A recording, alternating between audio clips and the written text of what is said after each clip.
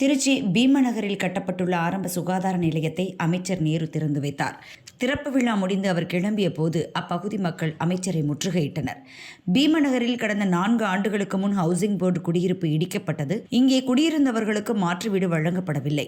இப்போது வாடகை வீட்டில் குடியிருக்கிறோம், நிதி நெருக்கடியில் உள்ளோம் என கூறினர். குடியிருப்பு இடிக்கப்பட்ட இடத்திலேயே புதிதாக வீடுகள் கட்டித்தரப்பட வேண்டும் என்றனர்.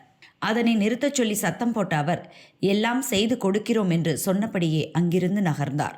அமைச்சர் வாக்குறுதி தந்தது அவரை சுற்றி நின்றவர்களுக்கு கூட சரியாக கேட்கவில்லை. என்ன சொன்னார் அமைச்சர் என முணுமுணுத்தபடியே அங்கிருந்து கிளம்பினர்.